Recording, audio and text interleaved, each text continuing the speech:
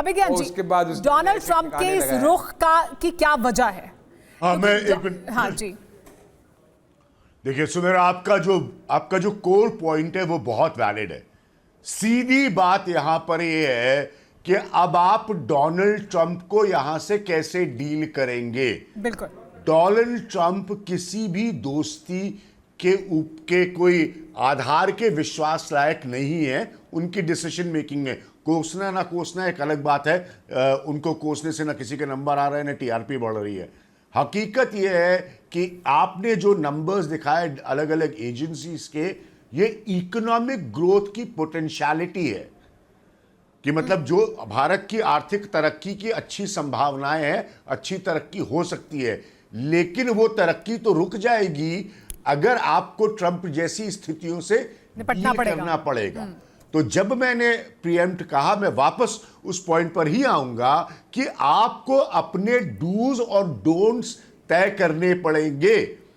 हम एक self reliant देश हैं, सब इस देश के साथ खड़े हैं, कोई इस पर डिबेट नहीं होती। जब इस तरह की स्थितियां आती हैं तो आपको ट्रंप से तय करने पड़ेंगे अपने डूज एंड डोंट्स। आप फोटो खिंचवाने के लिए कोई भी उनके साथ कार्यक्रम करें, वहां पर जाकर सार्वजनिक रैली करें, बीजेपी अपनी रैली कर ले, कांग्रेस अपनी रैली कर ले हडसन रिवर के बगल में, वो सबसे मेरा मतलब नहीं है। लेकिन आप ये जान लीजिए कि आप एक बिजनेसमैन से डील कर रहे हैं जो अमेरिकी राष्ट्रपति भी है। और जैसे जापान का एग्जाम्पल दिया गया, संजीव ने बताया जापान के रिलेशंस वर्ल्ड वॉर 2 के टाइम से ब्रिटेन से आपकी ट्रेड डील जो है वो उसको तय होने में 3 साल से ज़्यादा का वक्त लगा। इस पर मैंने रिपोर्ट किया था ऑक्सफोर्ड और लंदन से, तो मुझे मालूम है कि क्या कॉम्प्लिकेशंस होते हैं। और आपने एक बेहतर ट्रेड डील की है ब्रिटेन के साथ इस वक्त भारत ने।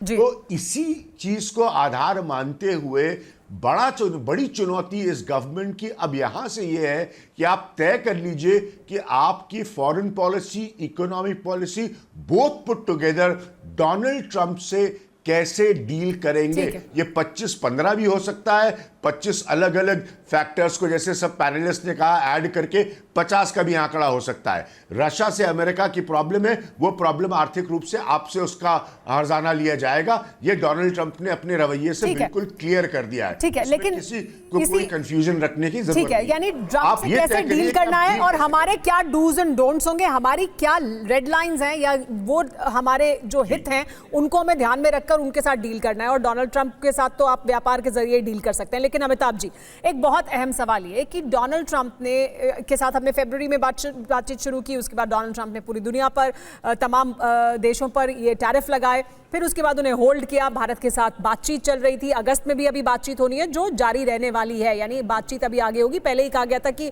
लगभग अक्टूबर तक, सितंबर अक्टूबर तक ही डील होगी भारत अमेरिका की, उसमें समय लगेगा। भारत ने इससे पहले जब उन्होंने अनाउंस किए थे टैरिफ्स, तो कुछ कंसेशंस दिए थे भारत ने ताकि रेसिप्रोकल टैरिफ से अपने आप को हम बचा सकें। इस वक्त भी भारत सरकार को तो ये मालूम था कि 1 अगस्त से लगाएंगे, क्योंकि लगने ही थे ना, ये किक इन करने थे टैरिफ्स, लेकिन हमने इस वक्त ऐसा कुछ किया नहीं है। तो क्या हम ये मान के चलें, हालांकि सरकार की तरफ से कहा नहीं गया ये, कि सरकार समझ रही थी कि ये होगा and we were prepared for it, हम बातचीत करेंगे, हम ट्रेड डील करेंगे और हम ट्रेड डील अपनी शर्तों पर, अपने हितों पर करेंगे।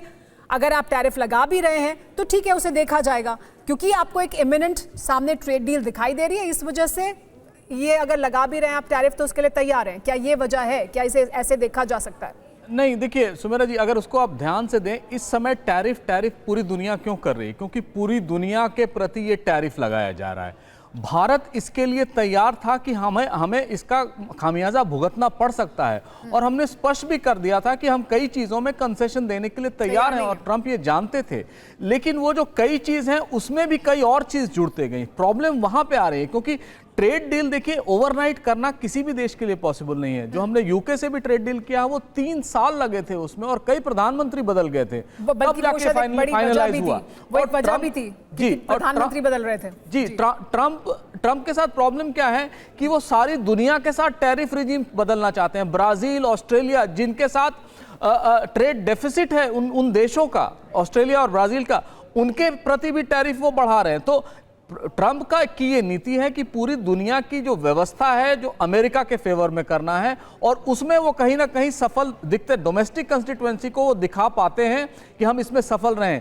लेकिन भारत इस समय प्रिपेयर्ड इसलिए भी नहीं है क्योंकि जिस तरह की शर्तें रखी गई हैं वो हमें अमान्य है। कितनी दिन तक हम अपने ओवरनाइट तो हम अपने डिफेंस हार्डवेयर को चेंज नहीं कर सकते, ओवरनाइट हम उनसे तेल खरीदना बंद नहीं कर सकते। कम से कम 4 महीने लगेंगे, जो 1/3 डिपेंडेंस हमारी तेल का। तो अमिताभ जी, यही मेरा सवाल है कि हमें मालूम था किसी हद तक कि वो लगाएंगे, कुछ तो टैरिफ लगाएंगे, और वो जिस तरह का रुख अख्तियार कर रहे थे ये समझ आ रहा था कि वो कुछ ना कुछ करने वाले, 1 अगस्त से किक इन करने थे।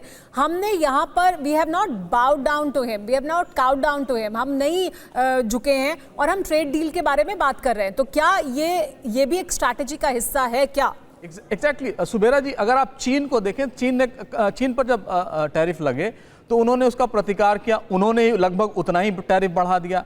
हमने वैसा नहीं किया, हमने एक बहुत सोची समझी स्ट्रैटेजी के तहत कहा कि हम इनको एंटेगनाइज नहीं करेंगे अपने बयानों से और अपने एक्सप्रेशन से। वो हमने नहीं किया, लेकिन हमने अपनी बात को पुरजोर तरीके से उसके सामने रखा। और कहीं ना कहीं हमें ये लग रहा था कि जो ट्रंप और मोदी जी की केमिस्ट्री है उसमें बात बन जाएगी, वो बनी नहीं। और इसका खामियाजा इस समय हम उस ट्रेड डील में देख रहे हैं। और ये ट्रेड डील मैं बताऊं गिव एंड टेक होगा। ट्रंप ये जानते हैं कि ज्यादा दिन तक नहीं चलेगा। ये लिबरेशन डे टैरिफ जो उन्होंने लगाया है भारत के प्रति, उसमें वो टेपर डाउन उनको करना ही होगा, क्योंकि सब्सिडीज हम छोड़ नहीं सकते। ये हमारे लिए बहुत इंपॉर्टेंट इशू है। हमारा पूरा किसान सड़क पर आ जाएगा, वो पॉलिटिकली बहुत हार्मफुल होगा। RCEP का मेंशन हुआ, हमने उसमें क्यों नहीं ज्वाइन किया? हम वापस आ गए क्योंकि उसमें डेयरी प्रोडक्ट्स हम नहीं एग्री कर रहे थे। करण देखिए, बड़ा सवाल यही है कि डोनाल्ड ट्रंप जिस तरह का व्यवहार रख रहे थे, जिस तरह के बयान दे रहे थे, जिस तरह वो टैरिफ लगाना चाहते हैं पूरी दुनिया में, वो लग रहा था कि वो इस तरह के कदम उठा सकते हैं और वो उन्होंने किया है। वो चाहते हैं अमेरिका के फेवर में डील हो।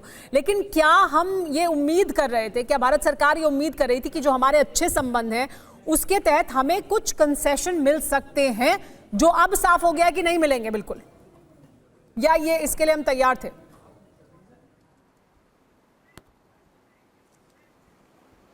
ये सवाल मेरे लिए? जी करण, आपके लिए। जी देखिए, हमें 2-3 चीज़ें यहाँ पे बोलनी ज़रूरी हैं। पहली बात तो हमने स्टील और एल्यूमिनियम पे रिटेलिएटरी टैरिफ्स लगाए यूएस के ऊपर, ठीक है। तो हम लोगों ने भी ये बात एंटिसिपेट करी थी, रिटेलिएटरी टैरिफ्स भी लगाए थे स्टील और एल्यूमिनियम पे, जो WTO के लेवल पे इस समय बातचीत भी चल रही है जिसमें।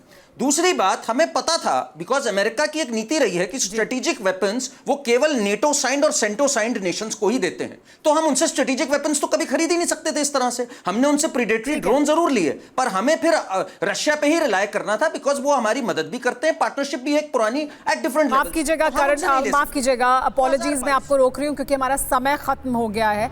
आप सभी मेहमानों का बहुत बहुत शुक्रिया हमारे साथ इस चर्चा में जुड़ने के लिए। ट्रंप ने टैरिफ का ऐलान कर दिया है, लेकिन बातचीत का रास्ता जैसे वो हमेशा खुला रखते हैं वो उन्होंने खुला रखा है। अब देखना है आगे क्या होता है।